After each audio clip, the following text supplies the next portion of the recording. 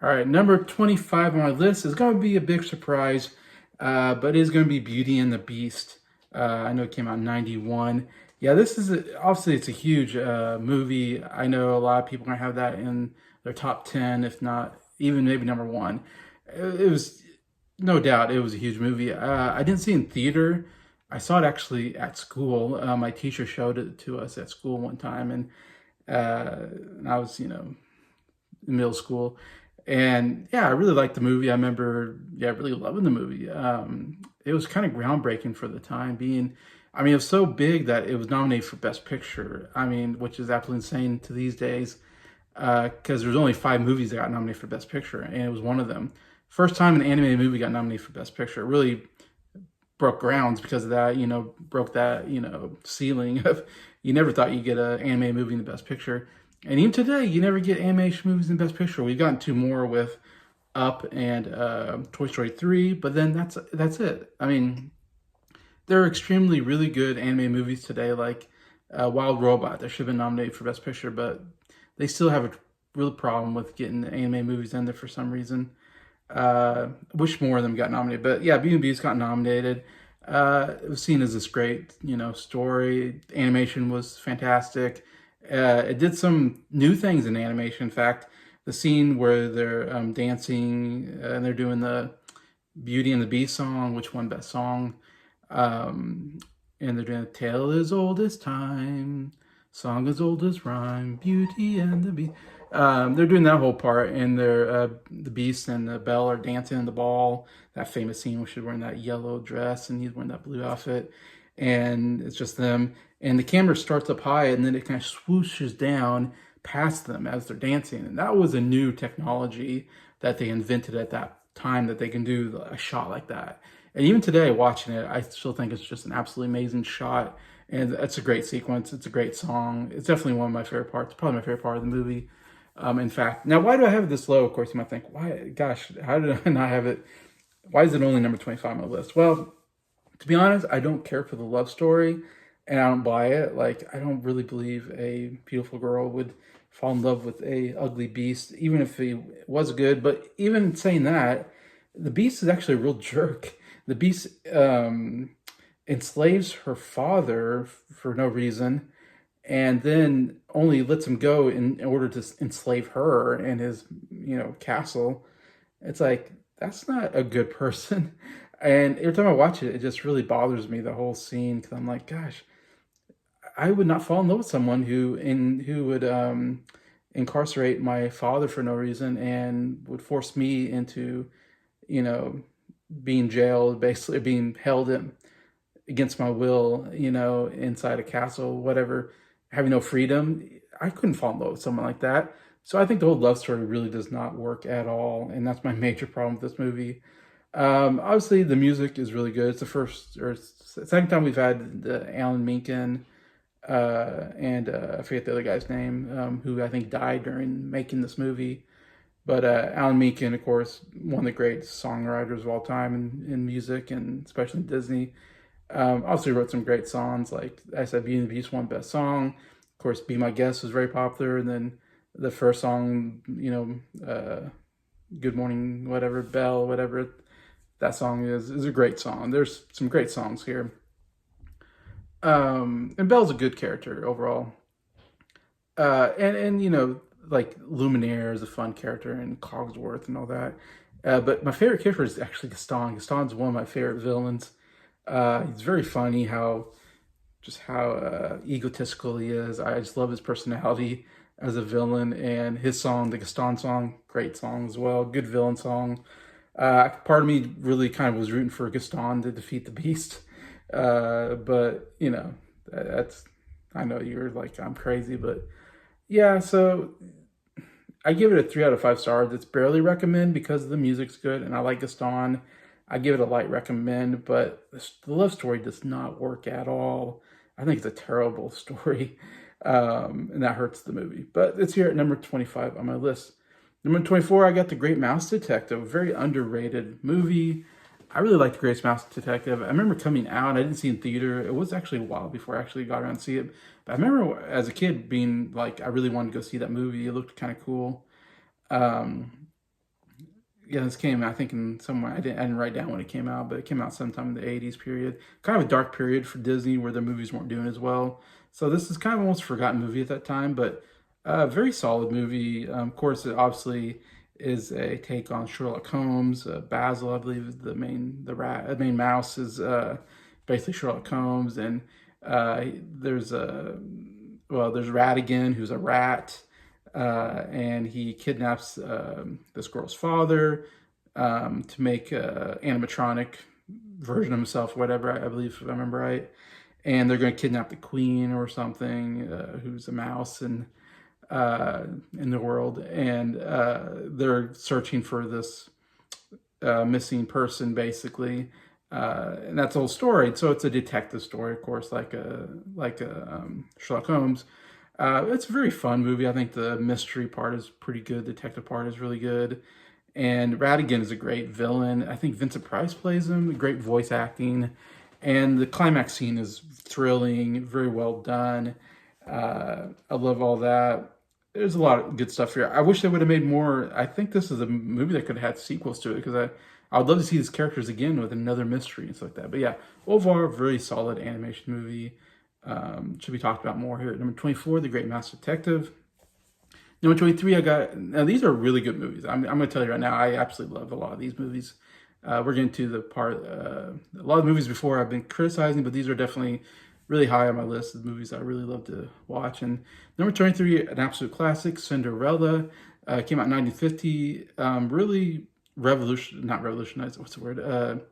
Revitalized Disney, because Disney was going through and again, kind of a bad period in the 40s because the wartime was happening, and they were only putting out shorts and these compilation movies, which just compiled of a bunch of shorts, and they weren't nearly as good as what they need to get back to the drawing board, do a good princess story, and they did that here in 1950 with Cinderella, a great princess story. I mean, one of the classics of all time, and I actually really enjoy it. I love the mouse. I've heard some people criticize it because they don't like the mice really take away some of the storyline from Cinderella. I like the mice. The mice are kind of funny, and ooh, Gus Gus, and the fat mouse that they find, all it says is Gus Gus, and that's his name. But I like the mice, and they're being chased by the cat, and they're having all those adventures, and they help Cinderella make the dress, I think, and help save her, I think, from captivity at one point. So I don't know, I like the mouse. They added a lot to the movie for me as a comedy and all that.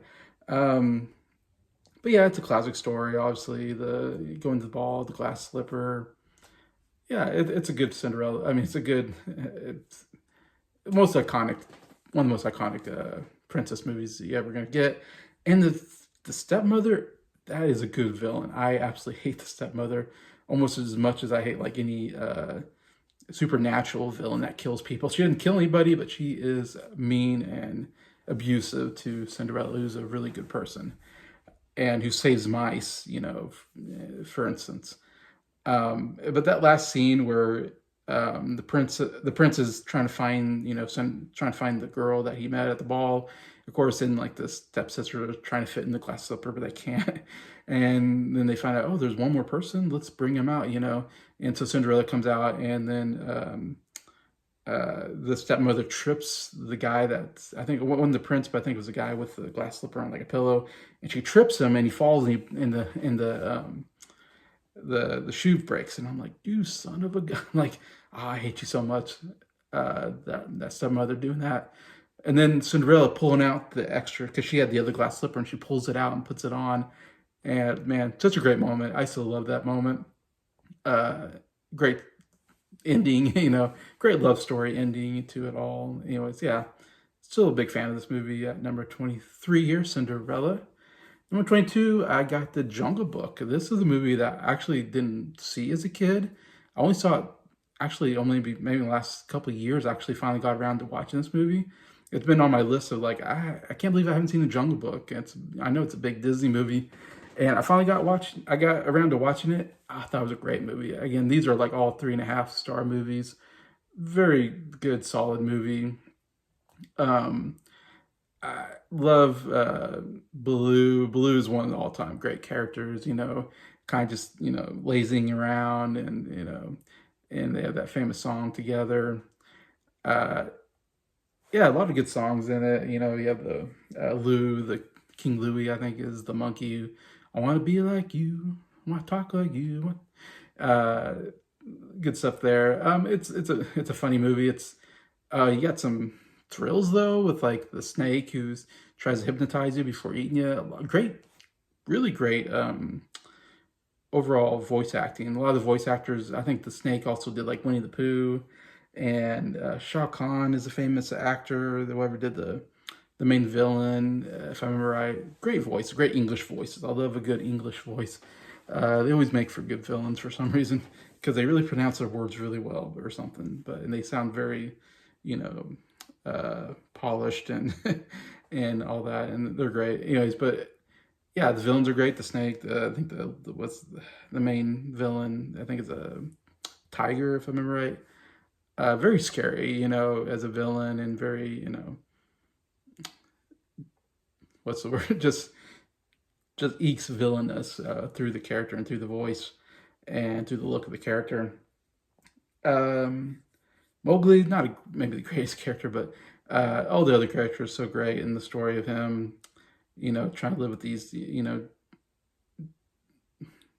doesn't know his origin of like being with the humans, doesn't really understand being a human, but grows up with the animals and all that. And at the end, he kind of goes back to the human world because he sees a pretty girl and he leaves, which I think is funny. And Blue's like, "What's going on?" It's like, yeah, that's the story. Once you see a pretty girl, it's it for you.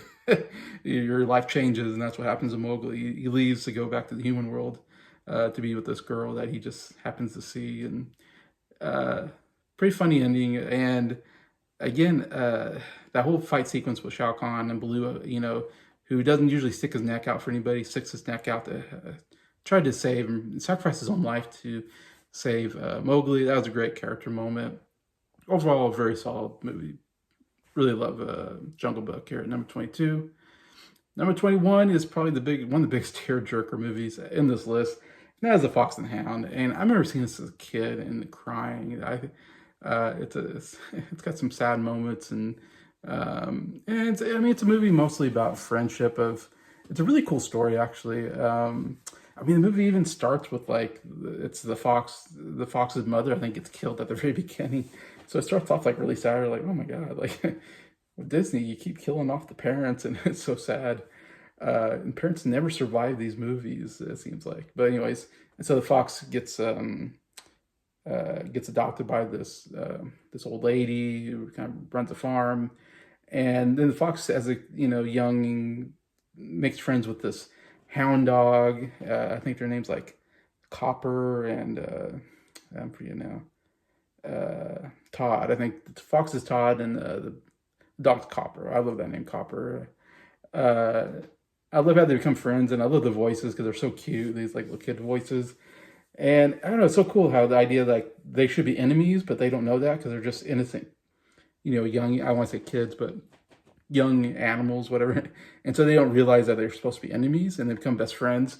And then they get older, and then when Copper comes back, he's like a really good hunter and hunts fox and really good at hunting foxes. And that tension between the two, all of a sudden it's like their friendship is put to the test. It's like, we can't be friends because we're from two different, ends of the spectrums, and that's an interesting story idea that really plays out in the movie. Again, great voice work overall.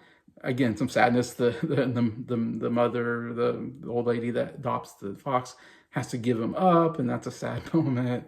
And then and then again that fight with the bear, and sacrifices are made, and it's like, oh, the friendship kind of keeps them together, and how they end the movie with with them kind of friends again, but then they go back to, it ends with them in a flashback of them as kids, and Todd's like, Copper, you and I are gonna be best friends forever, and it's like, oh my gosh, I'm crying again.